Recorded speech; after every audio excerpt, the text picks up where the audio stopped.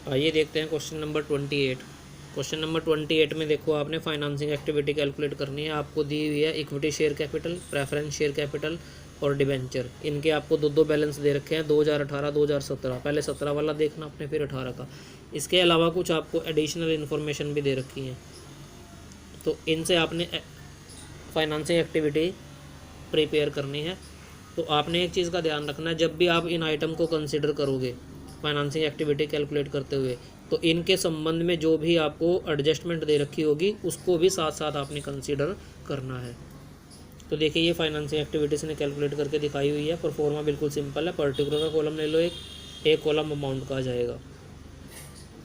तो सबसे पहली आइटम हमारी है equity share capital. Equity share capital देखो, 2017 में थी 6 लाख, 2018 में हो गई है 8 लाख, यानी इंक्रीज़ हो रही है। इंक्रीज़ का मतलब मैंने बताया था, इंक्रीज़ का मतलब इशू। तो ये इशू हुई है शेयर। तो देखिए, इसने लिखा proceed from issue of equity share capital, यानी issue of share capital issue करने से आपके पास पैसा आया। प्रोसीड का मतलब आय प्राप्त हुई है, पैसा आया है। तो कितने पैसे आपके पास आए हैं? 6 से 8 लाख हुई है, 2 लाख आए हैं।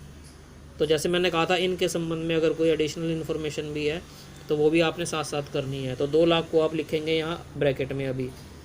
अब देखो, ये पहली इन्फॉर्मेशन आपको दे रखी है, ये इक्विटी शेयर से रिलेटेड ही है। इक्विटी शेयर क्या है? ये equity share were issued at a premium of 15%, कि जो ये इक्विटी शेयर इशू किए गए ये 15% प्रीमियम पर इशू किए गए। प्रीमियम का मतलब होता है ज़्यादा में, 15% ज़्यादा में इशू किए गए हैं। तो आप क्या करोगे? 2 लाख के इक्विटी शेयर इशू किए गए हैं, 2 लाख का 15% निकाल लोगे। 2 लाख का 15% सिक्योरिटी प्रीमियम बनेगा 30,000। 2 लाख गुना 15/100 करके। तो ज़्यादा का मतलब मैंने कहा, प्रीमियम का मतलब ज़्यादा में, ज़्यादा का मतलब ऐड, आपने ऐड करना है ये 2 लाख में 30,000 प्रीमियम का। तो एक इन्फॉर्मेशन तो इसके अंदर ये दे रखी थी इक्विटी शेयर कैपिटल की, एक इन्फॉर्मेशन इसमें ये दे रखी है इक्विटी शेयर्स की। Information number 6, under writing commission of equity share 10,000। Under writing commission दिया आपने, जब यानी शेयर आपने इशू किए तो अंडर राइटर्स को आपने कमीशन दिया 10,000 रुपये का। ये खर्चा होता है under writing commission, share issue करते समय जो आपने कमीशन दिया एजेंट्स को, तो ये होता है खर्चा। और खर्चे को आपने करना है माइनस। तो देखो यहाँ पे माइनस अंडर राइटिंग कमीशन 10,000 किया गया। तो 2 लाख में 30,000 ऐड कर लो और 10,000 उसमें से माइनस कर दो। 2,30,000 माइनस 10,000, यानी आंसर आएगा 2,20,000। तो नेट अमाउंट 2,20,000 बाहर लिखा जाएगा। और क्योंकि ये इशू है, इशू को मैंने कहा था प्लस में लिखना है, इशू को इशू प्लस में, तो इसको हमने प्लस में लेना है 2,20,000 को। इसके बाद आ जाते हैं दूसरी आइटम के ऊपर। दूसरी आइटम है preference share capital. 12% preference share capital है। ये देखो, 2017 में थी ये 2 लाख, 2018 में डैश लगा हुआ है। डैश लगा होने का मतलब है कि जीरो हो गई है। जीरो का मतलब ये डिक्रीज़ हो गई है, यानी रिडम्पशन हो गई है इसकी। आपने प्रेफरेंस शेयर्स का रिडम्पशन कर दिया, यानी इनके पैसे वापस लौटा दिए। तो लिखेंगे यहाँ पर रिडम्पशन ऑफ प्रेफरेंस शेयर्स। तो कितने की रिडम्पशन करी हमने? 2 लाख से जीरो होगी 2 लाख की। तो इसके संबंध में भी एक एडजस्टमेंट दे रखी है, तो इसका अमाउंट भी पहले आप ब्रैकेट में लिखोगे अंदर। तो ये लिख दिया यहाँ पर 2 लाख। तो एडजस्टमेंट नंबर 2 देखो, preference share were redeemed at a premium of 5%। Preference shares का शोधन 5% प्रीमियम पर किया गया। तो प्रीमियम का मतलब भी ज़्यादा है यहाँ पर भी, तो 5% निकाल के उसमें जोड़ देंगे। तो 2 लाख का 5% निकालो, 2 लाख, इसका 5% बनेगा 10,000। 2 लाख गुना 5/100, तो ऐड कर देंगे, यानी रिडम्पशन कितने का हुआ? इन दोनों का टोटल 2,10,000। अब ये माइनस में लिया गया 2,10,000। माइनस में क्यों लिया गया? क्योंकि ये रिडम्पशन है। परफॉर्मा में देखो, रिडम्पशन को मैंने माइनस में कहा था लिखना है, पैसा आपके पास से जाएगा। तो आपके पहले 2 पॉइंट हो गए यहाँ से। एडजस्टमेंट नंबर 1 भी हो गई, एडजस्टमेंट नंबर 2 भी हो गई, एडजस्टमेंट नंबर 6 भी हो गई। इसके बाद आ जाते हैं तीसरी आइटम के ऊपर, 14% डिबेंचर। डिबेंचर देखो, 2017 में 0 डैश, 2018 में दे रखे हैं 1 लाख के। इंक्रीज़ हो रहे हैं, इंक्रीज़ का मतलब ये इशू किया आपने डिबेंचर। तो लिखेंगे issue of debenture, proceed from issue of debenture 1 lakh, क्योंकि 0 से 1 लाख हुए, 1 लाख आएगा यहाँ पे अमाउंट। लेकिन इसकी भी एक एडजस्टमेंट है, adjustment number 3, debenture were issued at a discount of 1%। Debenture जो इशू किए गए 1% डिस्काउंट पर इशू किए गए। तो डिस्काउंट का मतलब होता है कम में, तो आपने कम करना है, माइनस करना है डिस्काउंट निकाल के। 1,00,000 का 1% निकाल लो, 1,00,000 का अमाउंट है, इसका 1% डिस्काउंट निकाल लो, 1,000 आएगा।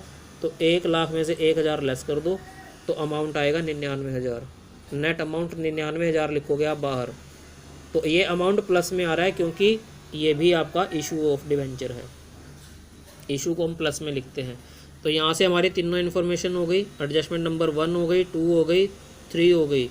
एडजस्टमेंट नंबर 4 देखो, dividend paid, dividend paid minus में लेना है। तो ये डिविडेंड पेड भी आपका माइनस में आ जाएगा। डिविडेंड पेड 24,000, डिविडेंड पेड देखो 24,000 माइनस में। इसके बाद है इंटरेस्ट पेड, ये भी माइनस में आएगा। इंटरेस्ट पेड ये दे रखा है, इंटरेस्ट पेड माइनस में आ जाएगा ये भी। इंटरेस्ट पेड ऑन डिवेंचर ये दिया हुआ है देखो 14,000 माइनस में। इसके बाद नेक्स्ट आइटम आपके नेक्स्ट एडजस्टमेंट कौन सी है, अंडरराइटिंग कमीशन वाली, ये भी हो चुकी है हमारी। तो पहली 6 एडजस्टमेंट हमारी हो चुकी हैं। इसके बाद एडजस्टमेंट नंबर 7 और 8, इसमें आपको प्रपोज डिविडेंड दे रखा है। प्रपोज डिविडेंड इक्विटी शेयर्स का 31 मार्च 18 का, प्रपोज डिविडेंड इक्विटी शेयर्स का 31 मार्च 17 का। तो 2 बैलेंस दे रखे हैं इसके, एक प्रीवियस ईयर, एक करंट ईयर। तो ये जब मैंने आपको परफॉर्मा भी बताया था नेट प्रॉफिट बिफोर टैक्स निकालते समय, प्रपोज डिविडेंड केवल आपने प्रीवियस ईयर का ही कंसिडर करना होता है। प्रपोज डिविडेंड केवल प्रीवियस ईयर का लेना होता है, करंट ईयर का नहीं। प्रीवियस मतलब पिछले साल का, यानी 2017 का। तो 2017 का 90,000 डिविडेंड पेड, प्रपोज डिविडेंड है ना, ये डिविडेंड पेड के नाम से आएगा। तो ये देखो यहाँ पर propose dividend on equity share 31 मार्च 2017 का 90,000 पेड है, ये माइनस में लेना है इसको आपने।